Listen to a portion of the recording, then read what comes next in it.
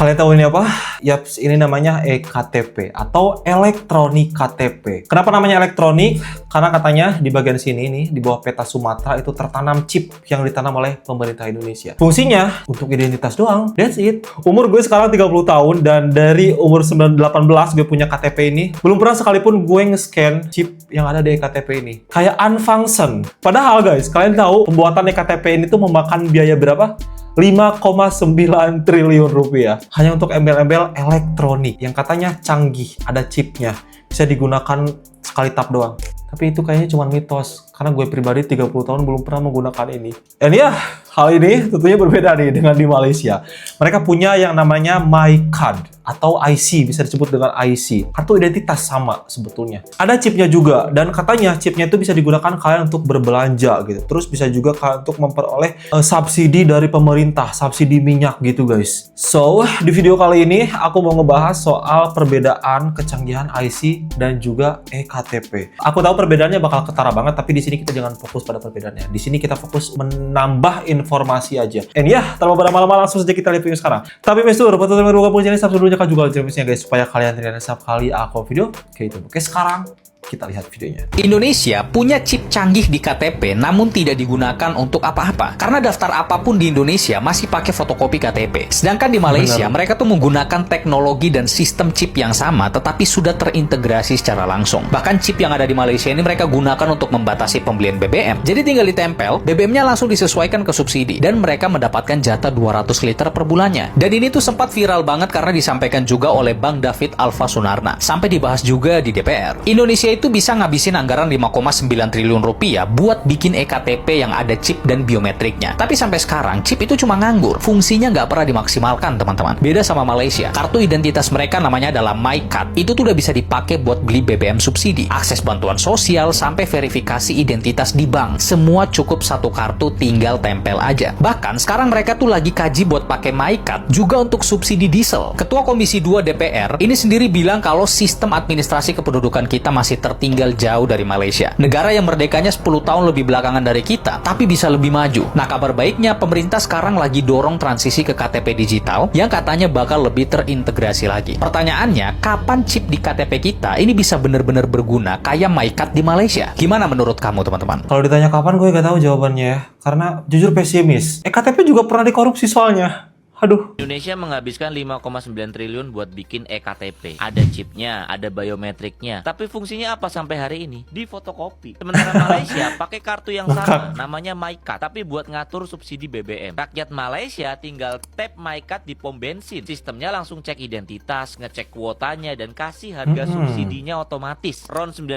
harganya cuma 1,99 ringgit per liter, sekitar 7.200. Nggak perlu antri, nggak perlu surat keterangan, nggak perlu aplikasi, nggak perlu fotokopi KTP, nggak perlu daftar. Sistemnya simple, MyCard masuk ke reader, connect ke database pemerintah, verifikasi dalam hitungan detik. Tiap warga dapat kuota 200 liter per bulan. Kalau kita lewat kuotanya, kita bayar harga biasa. Gak ada yang bisa menyalahgunakan. Bahkan kalau ketahuan curang, kuota kalian di MyCard itu langsung diblokir. Gak bisa ngisi BBM subsidi lagi. Buat kendaraan logistik di Malaysia, mereka punya fleet card, kuota diesel digital per perusahaan. Hasilnya pemerintah Malaysia hemat 600 juta ringgit per bulan. Penjualan diesel bersubsidi turun 30%. Penyelundupan langsung kedeteksi. Sekarang kita balik ke Indonesia. eKTP kita itu punya chip NFC, punya data biometrik. Teknologinya sama kayak MyCard di Malaysia, tapi kita pakai buat apa? Fotokopi buat buka rekening, fotokopi buat daftar SIM, fotokopi buat daftar BPJS. Padahal chipnya bisa dipakai langsung loh itu loh. 12,4 juta rakyat Malaysia udah pakai sistem ini dalam hitungan bulan. Indonesia, kita udah punya eKTP dari 2011, 15 tahun, dan chipnya belum dipakai buat apa-apa yang meaningful. Masalahnya ini bukan teknologi. Teknologinya tuh udah ada di situ di KTP kita semua. Masalahnya ini political will aja, dan itu yang harus kita tuntut sebagai masyarakat. Gue ngakak banget sih. Bener apa-apa di fotokopi di sini, mau bikin ATM fotokopi, mau bikin BPJS fotokopi. Jadi yaudah, hilangin aja gak sih embel-embel elektroniknya? Video gue kemarin pas bahas eKTP dan bandingin gimana Malaysia pakai teknologi yang sama buat ngatur subsidi BBM. Maksud gue bukan subsidinya yang disamain sama Malaysia, bukan harga bensinnya juga harus disamain, tapi gimana kita bisa pakai teknologi teknologinya Iya, buat nerapin sistemnya, hal yang heeh. sama. Teknologi ektp kita itu sama kayak kartu identitas di Jerman dan Jepang loh. Tapi di kita cuma di fotokopi. Fotokopinya aja buat bungkus gorengan. Padahal teknologi ektp itu bisa ngapain aja. Yang pertama, verifikasi identitas secara instan. Beberapa bank swasta udah pakai ektp buat ngurusin urusan banking kita. Misal ganti kartu ATM, nggak perlu isi formulir, tinggal tap ektp. Rekeningnya yang mana nih orang? Jadi ATM barunya langsung aman. Cuman butuh beberapa menit. Kayak gitu kan enak. Kedua, kesehatan. Lu datang ke rumah sakit, tap ektp. Rekam medis itu langsung muncul semuanya. Riwayat alergi, golongan darah, obat terakhir, BPJS-nya aktif atau enggak. Nggak usah buka aplikasi terpisah lagi, aplikasi BPJS. Login lagi, login error, aplikasinya kocak. Di Jepang itu tinggal tap ektp, dokter langsung tahu kondisi kita tanpa harus cerita dari nol. Lewat My Number Card mereka. Satu kartu seluruh riwayat kesehatan. Nah di Indonesia, rekam medis ini nggak terkoneksi, dipegang sama rumah sakit masing-masing. Kok bisa gitu, nggak diatur? Yang ketiga, tanda tangan digital. Mau ngurus surat tanah, kontrak kerja, izin usaha, harusnya tinggal tap ektp. Masukin PIN, dokumen langsung sah secara hukum. Estonia udah pakai ini 24 tahun yang lalu. Warga Estonia bisa tanda tangan dokumen dari mana aja di dunia, cuman pakai kartu identitas mereka. Kemudian yang keempat, subsidi. Dan ini nyambung sama video kemarin soal Malaysia. LPG 3 kilo, bantuan langsung tunai, bantuan sosial, BBM, semua tuh bisa disalurkan lewat ektp. Tap kartu, sistem langsung cek lu eligible atau enggak. Yang berhak dapat, yang nggak berhak nggak bisa nyalahgunain. Nggak perlu juga data ganda, nggak perlu download aplikasi lagi, nggak perlu bikin KTP palsu. Gak ada yang bisa ngakalin sistem. Gak perlu buat fotokopian palsu. Malaysia udah buktiin ini bisa jalan. Fotokopi itu, teman-teman yang di pemerintah nih, itu rawan banget loh disalahgunakan. Dan gampang banget dipalsu. Kenapa harus ada fotokopi? Buat apa? Pertanyaan gue di akhir cuma itu. Chip NFC-nya ada, data biometriknya ada. Gue pas buat KTP di foto, diambil sidik jari gue. Infrastrukturnya tuh tinggal readernya doang. Satu reader NFC harganya tuh cuma 200 ribuan. Kita udah habis 5,9 triliun buat bikin kartunya. Tapi kita nggak invest buat reader dan sistemnya, kan aneh. Ini bukan masalah teknologi. Teknologinya udah ada di dompet rakyat Indonesia lewat ektp. Masalahnya ada political will untuk ngebuat sistemnya atau enggak. Negara lain udah buktiin bisa. Sekarang giliran kita yang harus dorong. Pokoknya 2026 jangan ada fotokopi KTP, kakak. Buat apa? Aduh, gimana ya? Tapi itu realita, guys. Ya udah deh, sekarang kita lihat ya bagaimana orang Malaysia menggunakan IC di sana. Sama-sama berbasis chip. Kok bisa MyCard punya Malaysia jauh lebih canggih dari ektp? Hari ini Kita lihat. kita nak buat demo live macam mana guna kad IC kita untuk beli minyak RM1.99. Jom. Langkah pertama, pilih jumlah. Katalah kita nak RM10. Buat bayaran. Cukup gitu. Kemudian, insert IC. Weh, bagus betul. Ini orang Malaysia belanja kayaknya bayarnya guna kad pengenalan negaranya ini. Tuh lihat, ini belanja Secanggih pakai ini ya. Katanya di sini IC namanya ini. Secanggih seperti ini akad pengenalan warga negaranya di Malaysia. Tengok bayarnya pun guna IC-nya. Canggih luar biasa. Sangat penasaran saya. Ini nanti boleh ditanyakan ini nanti. Kok bisa ya? Di Indonesia belum menjumpai macam ini, kawan.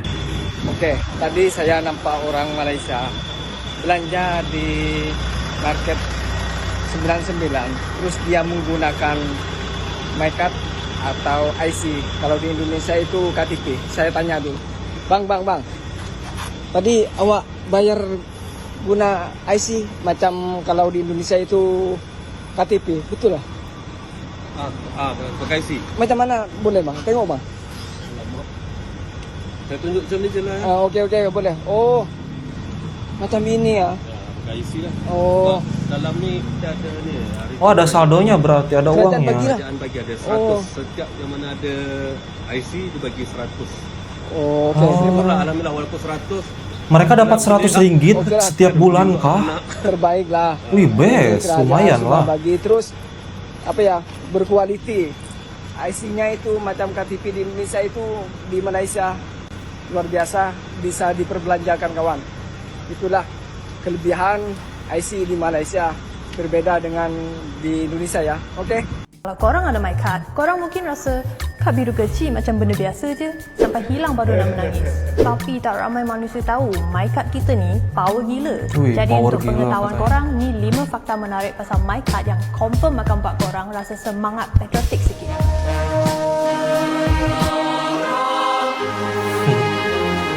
Fakta 1.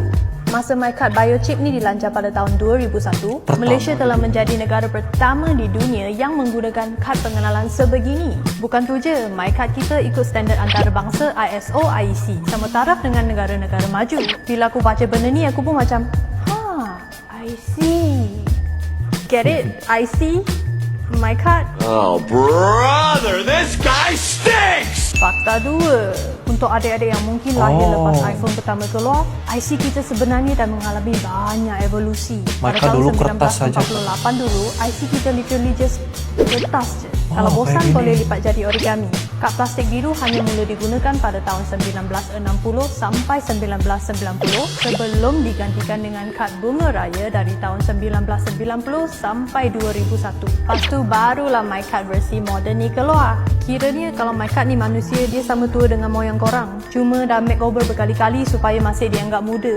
Fakta 3. Korang boleh kena lock up kalau guna IC orang. Okey, kita faham. Kita pun pernah buat benda ni. Jadi Kadang-kadang kita disalahgunakan. terlewat bangun pagi. Jadi masa tengah mengelaba nak terus keluar rumah cepat-cepat, kita terlupa bawa IC. Lepas tu sebab dah lewat masuk kerja, kita terus fikir nak pinjam IC abang atau isteri untuk guna touch and go diorang kat stesen. Benda ni tak adalah teruk sangat kan? Tapi geng, sebenarnya undang-undang kata MyCard memang tak boleh digunakan atau dipegang oleh orang lain. Kalau kantoi, boleh kena denda sampai RM20,000 atau masuk jail 3 tahun. Saking So jangan pandai-pandai ketatnya. ya. IC tu MyCard, kita sendiri punya kad, bukannya family sharing punya plan. So jaga benda tu elok. Fakta 4. Speaking of touch and go, MyCard sebenarnya ada banyak aplikasi lain. IC negara-negara lain cuma boleh tunjuk nama dengan gambar. MyCard kita siap boleh digunakan untuk simpan rekod kesihatan, lesen ini memandu, yang e-wallet, harus ada di apa lagi Indonesia. immigration juga. Maklumat kesihatan pun bukan setakat sikit-sikit je. Contohnya maklumat seperti jenis darah, alahan, organ implant, penyakit kronik dan macam-macam ada lagi. datanya Semua semua. boleh dimasukkan ke dalam chip MyCard korang. Kalau korang nak tambah maklumat ni dalam MyCard korang boleh buat benda ni kat hospital dan klinik yang terlibat dalam projek aplikasi perdana telekesihatan kat Hospital Putrajaya dan Serdang. Tambah-tambah lagi, MyCard ni juga boleh digunakan untuk PAS My50, iaitu PAS perjalanan bulanan tanpa had kad LRT, MRT dan semua perkhidmatan Rapid KL. Bayangkan, satu kad je boleh cover hidup kau dari hospital sampai ke luar negara. Semua fungsi ni jalan sebab chip dalam MyCard memang power. Pada 2012, chip tu di-upgradekan dari 84KB ke 128KB. Bunyi macam sikit, tapi kalau nak banding dengan negara lain macam Estonia, kad diorang masa tu pun cuma lebih kurang 80KB. Estonia ni pula memang dikenali sebagai negara paling digital di dunia. Jadi kalau IC kita orang pun lagi canggih daripada diorang punya, benda ni bukan kecil-kecil. Jadi sekurang-kurangnya walaupun diorang dah menang lagi banyak pingat emas Olimpik berbanding kita, at least MyCard kita orang lagi besar daripada diorang punya. Iya, Fakta 5, easy. setiap MyCard ada gambar hantu. Oh, iya Pernah kah? perasan tak kat MyCard ada gambar muka hantu? Itu gambar kedua korang yang diletak kat situ menggunakan laser untuk elak IC palsu. Lepas tu cap jari korang yang disimpan dalam chip tu pun di-encrypt. Maksudnya kalau korang tak ada kunci yang betul, memang tak boleh baca. So walaupun group WhatsApp family korang boleh dihack oleh scammer beshe-beshe, MyCard kau memang tak boleh senang-senang diusik oleh manusia atau malu-malu halus. Kad kecil ni bukan sekadar plastik dengan gambar hodo zaman sekolah kau. Kad ni bukti Malaysia pernah jadi perintis dunia dan sampai sekarang masih menjadi tulang belakang negara kita. Kalau jalur gemilang tu lambang negara, MyCard ni pula lambang kita semua sebagai rakyat Malaysia. So macam mana? Adakah korang dah rasa MyCard ni dah cukup Weh, mengagumkan? canggih, jujur ya. Gimana ya bahasnya? Udah sih intinya beda banget. Beda banget. Jauh. Kalian bisa dengar ya tadi, IC Malaysia bisa digunakan untuk apa aja? Salah satunya untuk subsidi, untuk belanja, untuk transfer duit dari bantuan pemerintah, touch and go, dan lain sebagainya. Bahkan sistem keamanannya itu benar-benar diperhatikan sedemikian rupa. Ini sebetulnya bukan setakat kecanggihan doang guys, tapi keseriusan pemerintah di suatu negara. Bagaimana pemerintah Malaysia mengelola dan menjaga keamanan data diri dari warganya. Hal-hal sekedar IC atau eKTP aja bener-bener dimaksimalkan banget. Dan katanya aku menerima informasi juga bahwa IC di Malaysia itu sekarang lagi diperbarui lebih canggih lagi. Duh, ngeri juga ya. Semakin di sini makin jauh banget nih kita kayaknya. So, aku harap video ini bisa menambah informasi khususnya buat kalian nih sebagai rakyat Indonesia. Udah sejauh itu tuh negara orang. Kita kapan ya pemerintah kita peduli pada kita? Jauh sih. Beberapa tahun belakangan juga dana eKTP sempat dikorupsi.